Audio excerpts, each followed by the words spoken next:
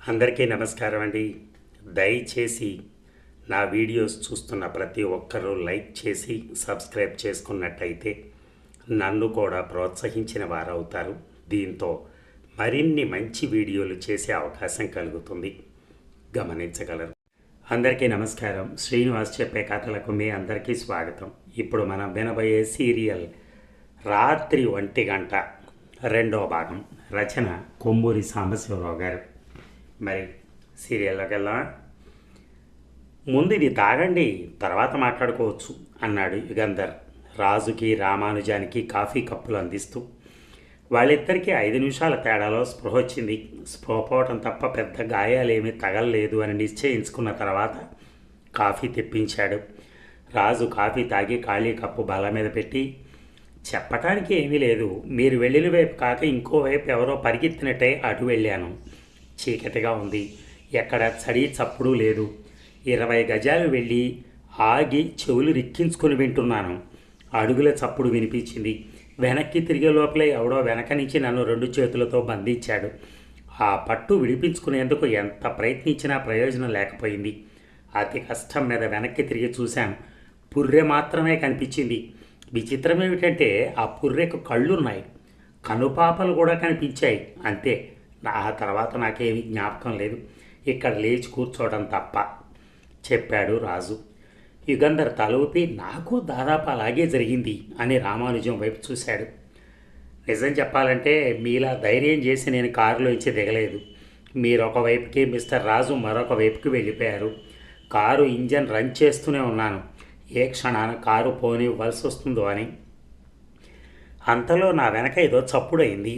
వెనక్కి తిరిగి చూశాను. పుర్రె మాత్రమే కనిపించింది. ఆ వేళ నేను చూసిన దృశ్యమే అది. నా పంచ ప్రాణాలు ఎగిరిపోయినంత పనైంది. కేక పెడదామనుకున్నాను, అరుద్దామనుకున్నాను, కానీ నా గొంతు పెగలలేదు భయం వల్ల. నాకు స్పృహ పోయింది. మళ్ళీ స్పృహ వచ్చేటప్పటికి ఇక్కడ ఉన్నాను అని చెప్పాడు రామానుజం. దాదాపు ఒకే సమయంలో 2-3 నిమిషాల తేడాలో నాకు, రాజుకి, మీకు ఆ పుర్రె కనిపించింది. దెయ్యమే అనుకుంటే ఒక దెయ్యమే కాదన్నమాట అన్నాడు యుగంధర్ నవ్వుతూ. నో సార్, మీకు నవ్వెందుకు వస్తుందో తెలియటం లేదు నాకు. మనలా నడిచో పరిగెత్తో వెళ్ళవలసిన అవసరం లేదేమో దెయ్యాలకి. క్షణంలో మీ దగ్గర నుంచి రాజు దగ్గరికి, రాజు దగ్గర నుంచి నా దగ్గరికి వచ్చిందేమో. లేకపోతే ఒకే దెయ్యం మీకు, రాజుకి, నాకు ఒకే సమయంలో కనిపించగలదేమో అన్నాడు రామానుజం. ఆల్ రైట్, అలాగే అనుకోండి. అయితే మీ అభిప్రాయం దెయ్యమనేనా అడిగాడు రాజు. ఈతమిద్దామని ఇప్పుడు ఏం చెప్పలేరు ఎవరు. తెల్లారిన తర్వాత మళ్ళీ అక్కడికి వెళ్ళాలి, మనం ఇన్వెస్టిగేట్ చేయాలి అన్నాడు యుగంధర్. ఇక ఎస్, యుగంధర్ స్పీకింగ్ అన్నాడు యుగంధర్ టెలిఫోన్ రిసీవర్ తీసుకుని. నేను రామానుజాన్ని. ఏమైంది, ఇన్వెస్టిగేషన్ చేశారా అడిగాడు అవతల నుంచి. నేను రాజు అక్కడికి వెళ్ళి జాగ్రత్తగా పరీక్ష చేశాం, ఏమీ తెలియలా. అంటే అన్నాడు రామానుజం. నిన్న రాత్రి మనల్ని అటకాయించిన వాళ్ళు ఎవరో తెలిపే సూచన ఒక్కటి కూడా లేదు చెప్పాడు యుగంధర్. సూచన ఏదీ లేదు కనుక అదేదో మానవాతీతమైన శక్తి అనుకోవచ్చా? యుగంధర్ నవ్వి, అదేదో నిశ్చయంగా చెప్పలేను. మానవాతీతమైన శక్తి అనుకునేందుకు నిదర్శనం అయితే లేదు. ప్రస్తుతానికి ఓపెన్ మైండ్తో ఉంటున్నాను అన్నాడు. అంతేనా? ఇంకా ఏమైనా దర్యాప్తు చేస్తున్నారా? ఇవాళ రాత్రి అదే సమయానికి అక్కడికి వెళ్తాను అని చెప్పాడు యుగంధర్. రామానుజం నిమిషం పాటు మౌనంగా ఉండి, మీరేమీ అనుకోకపోతే ఇవాళ సాయంకాలం 4 గంటలకే ల్యాబొరేటరీ నుంచి ఇంటికి వచ్చేద్దాం అనుకుంటున్నాను. మీతో రాత్రి అక్కడికి రావడానికి వీలుండదు అన్నాడు. దట్ ఈజ్ ఆల్ రైట్, మీరు అవసరం లేదు. ఇంకొక విషయం, ఆవేళ బండార్కర్కి ట్రంక్ కాల్ చేసి ల్యాబొరేటరీ ఇంకో చోటికి మార్పించమని చెప్పాను. మరి బండార్కర్ కారణం అడిగాడా? అడిగారు, మీరు చెప్తారని చెప్పాను. మళ్ళీ రేపు మీకు ఫోన్ చేస్తాను అన్నాడు రామానుజం. యుగంధర్ రిసీవర్ పెట్టేశాడు. రామానుజం చాలా భయపడిపోయినట్టున్నాడు అని నవ్వాడు రాజు. రామానుజం భయపడటంలో అసహజమేమీ లేదు. ఈ రాత్రి మనం చాలా జాగ్రత్తగా ఉండాలి. నిన్న జరిగినట్టు జరగకూడదు, అదేమిటో తెలుసుకోవాలి అన్నాడు యుగంధర్ రాజుతో. ఇక రాత్రి సరిగ్గా 12:30కి యుగంధర్ రాజు ట్రంక్ రోడ్డు మీద అదే స్థలానికి వెళ్ళారు క్రిజ్లర్ కారులో. ఆ కారుకి 4 హెడ్ లైట్స్ కాక 2 స్పాట్ లైట్స్, రియర్ లైట్, వెనక తలుపుల దగ్గర 2 స్పాట్ లైట్స్ ఏర్పాటు చేసి ఇంకొక బ్యాటరీ కూడా పెట్టుకున్నారు. స్విచ్ వేయగానే అన్ని దీపాలు ఒక్కసారిగా వెలిగే ఏర్పాటు చేశారు. అంటే కారు చుట్టూ దీపాలు వెలుగుతాయి. రోడ్డుకి అన్ని వైపులా 100 గజాల దూరం వరకు దేదీప్యమానంగా వెలుగుపడుతుంది. క్రితం రాత్రి సంఘటన జరిగిన స్థలానికి వెళ్ళగానే కారు ఆపాడు రాజు. ఇంజన్ ఆపలేదు. డ్రైవింగ్ సీట్లో ఉన్న రాజు పక్కన కూర్చున్నాడు యుగంధర్.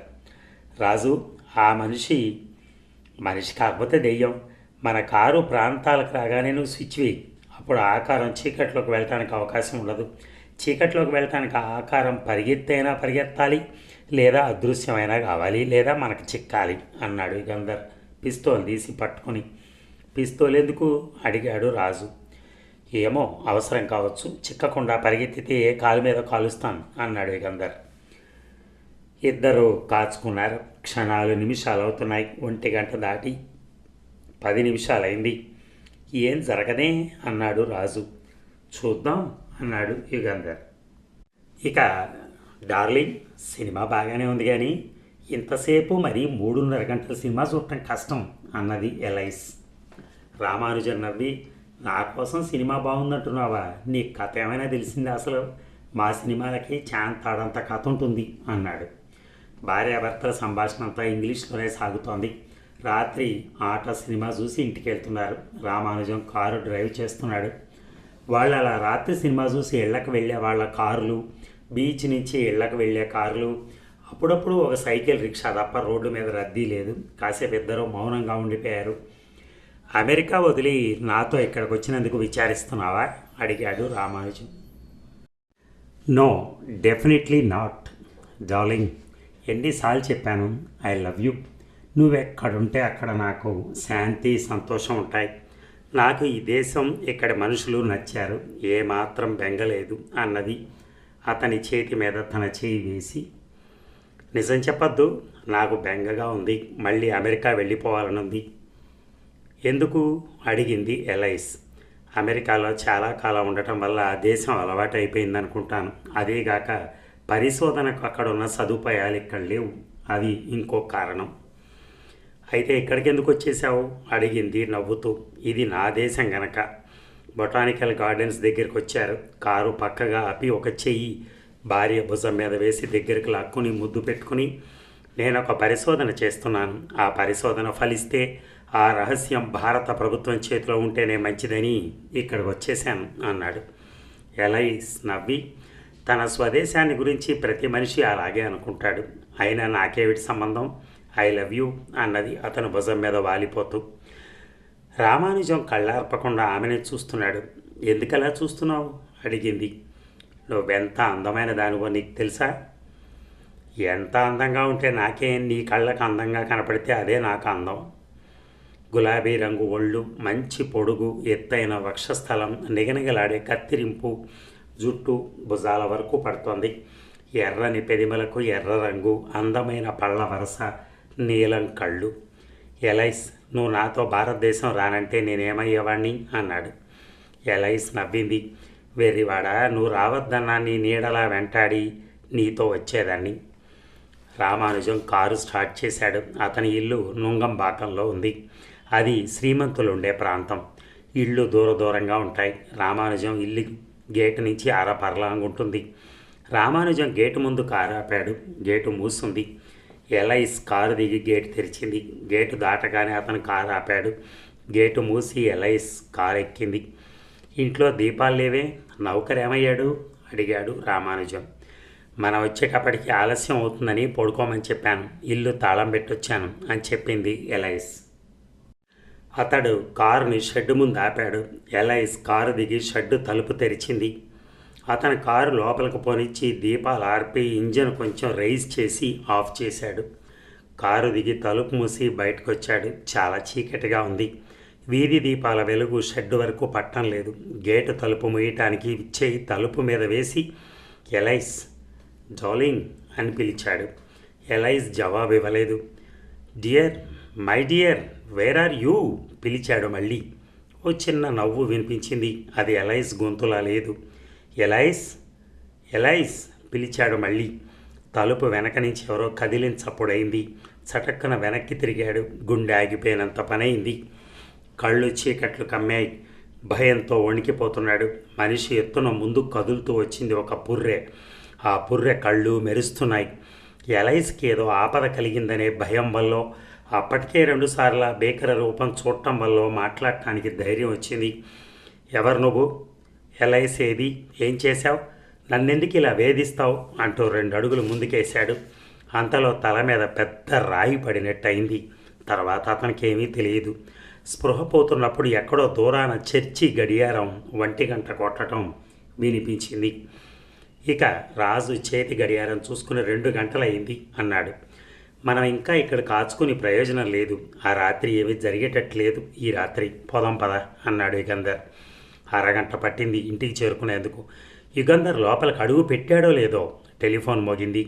రిసీవర్ తీసుకుని ఎస్ యుగంధర్ హియర్ అన్నాడు. నేను రామానుజం, మీరు వెంటనే రావాలి. ఎందుకంత కంగారు? ఏం జరిగింది అడిగాడు యుగంధర్. రండి చెప్తాను, ఆలస్యం చేయొద్దు, వెంటనే రండి. సరే వెంటనే వస్తున్నానని రిసీవర్ పెట్టేసి కారు షెడ్లో పెట్టేసి వస్తున్న రాజును చూసి, సారీ, కారు మళ్ళీ బయటికి తీసుకురావాలి, వెంటనే రమ్మని రామానుజం ఫోన్ చేశాడు చెప్పాడు యుగంధర్. నొంగంబాకంలోని పైక్రాఫ్ట్ రోడ్లోకి కారు తిప్పాడు రాజు. అదే అయ్యుండాలి రామానుజం ఇల్లు, దీపాలన్నీ వెలుగుతున్నాయి అన్నాడు యుగంధర్. గేటు తెరిచే ఉంది. తిన్నగా పోర్టికోలోకి కారు డ్రైవ్ చేశాడు రాజు. రామానుజం అతని పనివాడు పోర్టికోలో నిలబడున్నారు. ఏమిటి మిస్టర్ రామానుజం, ఏం జరిగింది అడిగాడు యుగంధర్. యుగంధర్, ఆ దెయ్యం ఎలైస్ని ఎత్తుకుపోయింది చెప్పాడు రామానుజం. అతని కంఠస్వరం వణుకుతోంది. అతని జుట్టు చెదిరిపోయింది. బట్టలు నలిగి ముడతలు పడ్డాయి. మనిషిని దెయ్యం ఎత్తుకుపోవటం ఏమిటి? వివరంగా స్పష్టంగా చెప్పండి. పోలీసులకి రిపోర్ట్ చేద్దామనుకున్నాను. దెయ్యం ఎత్తుకుపోయిందంటే నాకు పిచ్చి పట్టింది అనుకుంటారని మీకు ఫోన్ చేశాను. మీరు కూడా ప్లీజ్, నేనేమీ అనలేదు, వివరంగా జరిగిందంతా చెప్పమంటున్నాను అన్నాడు యుగంధర్ రామానుజం భుజం మీద చెయ్యేసి. చంపివేసిందేమో యుగంధర్, ఆ దెయ్యం ఎలైస్ని చంపి తినేసిందేమో అంటూ రామానుజం ఏడవటం ప్రారంభించాడు. మిస్టర్ రామానుజం, దయచేసి దుఃఖం అణుచుకుని జరిగిందేమిటో వివరంగా చెప్పండి అన్నాడు యుగంధర్. సారీ యుగంధర్, కంట్రోల్ చేసుకోలేకపోయాను అని యుగంధర్కి చెప్పాడు. తను ఎలైస్ సినిమాకి వెళ్ళటం, సినిమా నుంచి వచ్చి తను షెడ్లో కారు పెట్టి బయటకు వచ్చి ఎలైస్ని పిలవటం, ఎలైస్ పలకకపోవటం, తనకు అప్పుర్రే కనిపించటం, తర్వాత తల మీద ఏదో తగిలి స్పృహ పోవటం. నాకు మళ్ళీ స్పృహ వచ్చేటప్పటికి షెడ్డు బయట తలుపు దగ్గర పడున్నాను. తెలివి రాగానే ఎలైస్ జ్ఞాపకం వచ్చింది. బిగ్గరగా పిలిచాను, జవాబు లేదు. ఆ పుర్రెని చూసి భయపడి ఇంట్లోకి వెళ్ళిందేమోనని ఇంటి వైపు వెళ్ళాను. తలుపు తాళం వేసింది. వెనక వైపు పనివాడు పడుకుంటాడు. అక్కడికి వెళ్ళి అతన్ని లేపాను. అతని దగ్గర ఉన్న టార్చ్ లైట్ తీసుకుని ఇద్దరం షెడ్డు వైపు వెళ్ళాం. ఆ చుట్టుపక్కల అంతా వెతికాం. గొంతు నొప్పి పుట్టేటట్టుగా ఎలైస్ అని అరిచాను. ఎక్కడా లేదు. ఆమె హ్యాండ్ బ్యాగ్ షెడ్డు బయట పడుంది. ఆ బ్యాగులో ఉన్న తాళం చెవి తీసుకుని తలుపు తెరిచి మీకు ఫోన్ చేశాను చెప్పాడు రామానుజం. షెడ్లోకి వెళ్ళి చూడలేదా అడిగాడు యుగంధర్. లేదు. మీలా స్పృహ లేకుండా ఆమె షెడ్లో పడుందేమో. ఎలైస్ అసలు షెడ్లోకి రాలేదు. షెడ్డు తలుపు తెరవటానికి షెడ్డు బయటే కారు దిగేసింది. అయ్యుండొచ్చు, అయినా షెడ్లోకి వెళ్ళి చూడొద్దు, రండి వెళ్దాం అన్నాడు యుగంధర్. పనివాడితో సహా 4 షెడ్ వైపు వెళ్తున్నారు. షెడ్లో దీపం ఉందా అడిగాడు యుగంధర్. లేదు. ఎందువల్ల? ఇంటి వాళ్ళు షెడ్లో దీపం పెట్టించలేదు. దీపం పెట్టించాలని నేను అనుకుంటూనే ఉన్నాను కానీ ఎప్పటికప్పుడు మర్చిపోతున్నాను అని చెప్పాడు రామానుజం. రాజు వెనక్కి వెళ్ళి క్రిస్లర్ కారు గ్లవ్ బాక్స్లోంచి 2 టార్చ్ లైట్లు తీసుకొచ్చాడు. షెడ్ తలుపు బార్లా తెరిచింది. యుగంధర్ మాత్రం షెడ్లోకి వెళ్ళాడు. చుట్టూ టార్చ్ లైట్ వెలిగేసి చూశాడు. ఎలైస్ కారులో కానీ షెడ్లో కానీ లేదు. నేల మీద టార్చ్ వెలుగు చూశాడు. అడుగు జాడలు కనిపించాయి. ఈ అడుగు జాడలు ఎవరెవరివో తెలుసుకునేందుకు ఈ టార్చి వెలుగు చాలదంటూ వెలుగు అటు ఇటు వేశాడు. తలుపు వెనక ఏదో కనిపించింది. తలుపు లాగాడు. కీచుమంది. తలుపు వెనక మట్టిలో రక్తము, ఒక ఎముక ఉన్నాయి. ఇక రామానుజం సోఫాలో పడుకున్నాడు. యుగంధర్, రాజు కిటికీ దగ్గర నిలబడి షెడ్డు వైపు చూస్తున్నారు. షెడ్ దగ్గర ఆర్క్ లైట్స్తో పోలీసులు హడావిడిగా ఉన్నారు. గేటు ముందు 2 పోలీస్ వ్యాన్లు, ఒక జీబు ఆగున్నాయి. పోలీసులు మాత్రం ఏం చేయగలరు యుగంధర్? మనిషి చేసిన పని అయితేగా అన్నాడు రామానుజం. యుగంధర్ జవాబు చెప్పలేదు. చెప్పాలని లేదు. యుగంధర్కి అంత అయోమయంగా ఉంది. దెయ్యాలు ఉన్నాయా లేవా అనే విషయం గురించి ఒక అభిప్రాయానికి రాలేకపోయాడు ఇంతవరకు. ఎలైస్ బతికుందంటారా యుగంధర్? పోనీ ట్రంక్ రోడ్డు మీద మనకు దెయ్యం కనిపించి చోటుకు వెళ్ళి చూస్తే అడిగాడు రామానుజం. అలాగే వెళ్ళి చూద్దాం, పోలీసుల పని కానివ్వండి చెప్పాడు యుగంధర్ ఓదార్పుకి. రామానుజం ఎంత మనోవ్యధ పడుతున్నాడో యుగంధర్ అర్థం చేసుకోగలిగాడు. అంతలో పోర్టికోలో బూట్సుల చప్పుడు వినిపించింది. రండి ఇన్స్పెక్టర్ రండి అని రామానుజాన్ని ఇన్స్పెక్టర్ స్వరాజ్యరావుకి పరిచయం చేశాడు యుగంధర్. చాలా విచిత్రమైన కేసు యుగంధర్. ఆ షెడ్డు ప్రాంతాల్లో ఉన్న అడుగుజాడలన్నీ పరీక్ష చేశాం. మీవి, రాజువి, రామానుజం గారివి, ఆయన పని మనిషివి తప్ప ఇంకెవ్వరు అడుగుజాడలు లేవు. ఎలైస్ అడుగుజాడలు ఎక్కడా లేవు అన్నాడు స్వరాజ్యరావు. కారు షెడ్డు బయట 2 అడుగుల మేర సిమెంట్ చేస్తుందిగా, ఎలైస్ ఆ సిమెంట్ చప్టా మీద నడిచిందేమో, మట్టిలో అడుగు పెట్టలేదేమో అన్నాడు యుగంధర్. స్వరాజ్యరావు తల ఊపి, అలా అనుకున్న ఎలైస్ని ఎత్తుకుపోయిన మనిషి షెడ్లో దాక్కుని ఉండాలిగా, గాలిలో ఎగిరొచ్చి గాలిలో ఎగిరిపోలేడుగా అన్నాడు స్వరాజ్యరావు. మరి ఆ రక్తము ఆ ఎముక విషయం అడిగాడు యుగంధర్. ల్యాబ్కు పంపాను, ఏ క్షణానైనా ఫోన్ కాల్ వస్తుంది. మీ అభిప్రాయం ఏమిటి యుగంధర్ అడిగాడు స్వరాజ్యరావు. సారీ ఇన్స్పెక్టర్, నేను ఇంకా ఏ అభిప్రాయానికి రాలేదు. తర్వాత మీ కార్యక్రమం ఏమిటి అడిగాడు యుగంధర్. ఇన్స్పెక్టర్ స్వరాజ్యరావు ఇబ్బందిగా చూశాడు. మీరు చెప్తారనుకున్నాను, మా రొటీన్ ప్రకారం చుట్టుపక్కల వాళ్ళని విచారిస్తాను అన్నాడు. అంతలో టెలిఫోన్ మోగింది. రామానుజం రిసీవర్ తీసుకుని ఉన్నారు అని ఇన్స్పెక్టర్ని పిలిచి మీకోసం అన్నాడు. 5 నిమిషాలు టెలిఫోన్లో మాట్లాడి రిసీవర్ పెట్టేసి ల్యాబ్ నుంచి రిపోర్ట్ యుగంధర్. ఆ రక్తం మనిషి రక్తమేనట. ఆ రక్తం గ్రూపు ఓ. ఆ ఎముక కూడా మనిషి ఎముకేనట చెప్పాడు ఇన్స్పెక్టర్. ఆ రక్తం కారి ఎంతకాలం అయిందట, ఆ ఎముక ఎంత పాతది, ఇవేమైనా చెప్పారా అడిగాడు యుగంధర్. లేదు, ప్లీజ్ ఆ రక్తం స్పెసిమన్, ఆ ఎముక నా ఆఫీస్కి పంపమని చెప్తారా? ఓ ఎస్, పొద్దున్నే ఏర్పాటు చేస్తాను అన్నాడు స్వరాజ్యరావు. ఎలైస్ విషయం ఏమిటి, ఎవరైనా కనుక్కుంటారా లేదా అడిగాడు రామానుజం. ప్లీజ్ మిస్టర్ రామానుజం అన్నాడు యుగంధర్. This is horrible. బుద్ధి లేక మతి చెడి రోజులు బాగాలేక ఈ దేశానికి వచ్చాం అరిచాడు రామానుజం. ఇక ల్యాబొరేటరీ తలుపు తాళం మార్చారు. ల్యాబొరేటరీ తాళం చెవులు నా దగ్గర ఉండకుండా చేశారు. ల్యాబొరేటరీ దగ్గర, నా ఇంటి దగ్గర స్పెషల్ బ్రాంచ్ ఏజెంట్లను కాపలా పెట్టారు. నేను ఒంటిగా ఎక్కడికి వెళ్లకుండా నాకు తోడు స్పెషల్ బ్రాంచ్ ఏజెంట్లు ఉంటున్నారు. ఈ ఏర్పాట్లన్నీ మీరేనా చేయించింది యుగంధర్ అడిగాడు రామానుజం చాలా కోపంగా. శాంతించండి మిస్టర్ రామానుజం, ఈ ఏర్పాట్లు చేశారన్న విషయం నాకు తెలుసు. మీ శ్రేయస్సు మీదే ఈ ఏర్పాట్లు చేయబడ్డాయి చెప్పాడు యుగంధర్. ఎందుకు, ఏమిటా శ్రేయస్సు? మీ భార్య ఎలైస్ అదృశ్యమైంది. ఎవరు, ఎందుకు, ఎక్కడికి ఎత్తుకుపోయారో తెలియదు యుగంధర్. నాకు మూఢనమ్మకాలు లేవు. నేను సైంటిస్ట్ని. ఎలైస్ ఇంకా బతికుందని నన్ను నమ్మించడానికి ప్రయత్నించకండి. ఎవరో ఏదో ఉద్దేశంతో ఎలైస్ని ఎత్తుకుపోయారని చెప్పకండి. ఎలైస్ని అనేక మాట్లాడలేక మొహం తిప్పేసుకున్నాడు రామానుజం. రామానుజం గారు, మీ షెడ్ దగ్గర కనపడిన రక్తం మనిషి రక్తమే. మీ భార్య ఎలైస్ రక్తం గ్రూపుకి చెందిందే, కానీ అది అప్పుడు కారిన రక్తం కాదని తేలింది. ఆ ఎముక కూడా ఏ శ్మశానంలోనో ఏరి తెచ్చిన ఎముక కనుక ఆ రెండింటిని బట్టి ఎలైస్ మరణించింది అనుకోవాల్సిన అవసరం లేదు. పోనీ బతికుందనేందుకు ఒక నిదర్శనం చెప్పండి అన్నాడు. యుగంధర్ పెదిమ విరిచాడు. ఏమీ లేదు, మీరు చేస్తున్న పరిశోధన ప్రాముఖ్యం మీకు బాగా తెలుసు. మీకు ఎటువంటి ఆపద కలగకుండా ఈ రక్షణ ఏర్పాట్లు చేయబడ్డాయి అన్నాడు యుగంధర్. ఎలైస్ని ఎత్తుకుపోయిన దెయ్యం నన్ను ఎత్తుకుపోకుండా మీరు ఈ స్పెషల్ బ్రాంచ్ ఏజెంట్లు ఆపగలరా? ఎలైస్ బతికే ఉందని మీరు అభిప్రాయపడుతుంటే నాకు రక్షణ ఏర్పాట్లు చేయించడం కన్నా మీ శక్తి సామర్థ్యాలను ఎలైస్ని వెతకటంలో వినియోగిస్తే బాగుంటుంది అని విసురుగా అక్కడి నుంచి వెళ్ళిపోయాడు రామానుజం. రామానుజాన్ని చూస్తే జాలేస్తోంది అన్నాడు రాజు. ఎందుకు అడిగాడు యుగంధర్. ఎలైస్ అదృశ్యమై ఇప్పటికి 6 రోజులైంది. మనం కానీ పోలీసులు కానీ ఏం చేశాం? ఎలైస్ జాడలు ఏం తెలిసాయి అన్నాడు రాజు. ఏం చేయాలి, పోనీ ఏం చేయగలం అడిగాడు యుగంధర్. నీ ఎలైస్ని దెయ్యం ఎత్తుకుపోయింది, మేమేమీ చేయలేమని అతనికి చెప్తే కొంతకాలం ఏడ్చి ఊరుకుంటాడు. ఏదీ తెలియని సందిగ్ధంలో పడి చిత్రవద అనుభవిస్తున్నాడు అన్నాడు రాజు. దెయ్యమే అతని భార్యను ఎత్తుకుపోయిందని మనకు నిశ్చయంగా తెలియనప్పుడు ఎలా చెప్పటం? పోనీ అతనికి చెప్పనవసరం లేదు. ఈ కేసులో మనం ఏం చేయలేకపోతున్నాం కనుక ఈ కేసు ఫైలు మూసేనా, మనం అపజయం పొందిన మొదటి కేసు అని రాసి లోపల పెట్టేనా అడిగాడు రాజు. నీ ఇష్టం అన్నాడు యుగంధర్. ఇక లావుపాటి అకౌంట్ పుస్తకం మూసి బల్ల మీద ఒక పక్కన పెట్టి ఒకసారి వెనక్కి ఆనుకుని ఒళ్ళు విరుచుకుని ఇంకొక లావుపాటి అకౌంట్ పుస్తకం తీసుకున్నాడు అగర్చంద్ హీరాలాల్.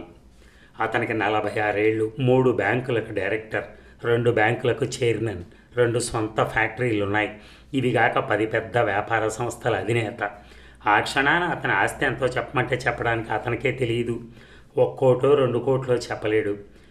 అంత డబ్బున్నా అంత సంపన్నుడైనా రోజు అర్ధరాత్రి వరకు డబ్బు లెక్కలు చూసుకుంటూ కూర్చుంటాడు. ఇంత డబ్బుండగా తాను ఎందుకు ఇలా కష్టపడాలని ఎన్నోసార్లు అనిపించింది అతనికి. కానీ డబ్బు సంపాదించడం, కష్టపడటం అతనికి బాగా అలవాటైపోయింది. ఆ అలవాటు మానుకోవటం కష్టంగా తోచింది. హీరాలాల్కి ఒక్కడే ఒక కొడుకు, 5 ఏళ్లవాడు. సంతానం కోసం దేవుళ్ళకు మొక్కుకున్నాడు. ఎన్నో పుణ్యక్షేత్రాలకు వెళ్ళాడు. ఎన్నో పూజా పునస్కారాలు చేశాడు. పెళ్ళైన 10 ఏళ్లకు పుట్టాడు కొడుకు. హీరాలాల్ ఆస్తికి వారసుడు. హీరాలాల్ బతుక్కు వెలుగు. హీరాలాల్ ప్రాణం ఆ 5 ఏళ్ల పిల్లాడు శోభన్. భోజనం చేసి శోభన్ నిద్రపోయే వరకు అతని పక్కన కూర్చుని కథలు చెప్పి ముద్దు చేసి నిద్రపోయాక తన ఆఫీస్ గదిలోకి వచ్చాడు హీరాలాల్. బల్ల మీద అకౌంట్స్ పుస్తకాల దొంతర ఉంది. ఆ పుస్తకాలన్నీ చూసి లెక్కలు తనిఖీ చేసి తను సంతకాలు పెట్టాలి. గోడకున్న గడియారం వైపు చూశాడు. 12 దాటి 10 నిమిషాలైంది. ఎంత లేదన్నా అరగంట పైన పడుతుంది. ఒక అకౌంట్ పుస్తకం తెరిచాడు. అంకెలు, లక్షల్లో ఉన్న అంకెలు తనిఖీ చేస్తున్నాడు. గడియారం టకా టకా చప్పుడు తప్ప వేరే చప్పుడు వినిపించడం లేదు. అది ఎయిర్ కండిషన్డ్ గది, సౌండ్ ప్రూఫ్ గది. అతని ఇల్లు మింట్ స్ట్రీట్లో ఉంది. పగలు రాత్రిళ్ళు చాలా రద్దీగా ఉంటుంది. వచ్చే పోయే మోటార్ కార్లు, సైకిల్ రిక్షాలు అన్నీ కావు. జనసమర్థం చాలా ఎక్కువ. రాత్రుళ్ళు కూడా ఆ వీధిలో జనం తిరుగుతూ ఉంటారు. కార్లు, సైకిల్ రిక్షాలు అర్ధరాత్రి కూడా వెళ్తుంటాయి. అందుకే హీరాలాల్ తన ఆఫీస్ గది, పడక గది సౌండ్ ప్రూఫ్ చేయించుకున్నాడు. మరి ఈ భాగం ముగిద్దామా? మళ్ళీ కలుద్దాం ఇంకొక భాగంతో. Thank you.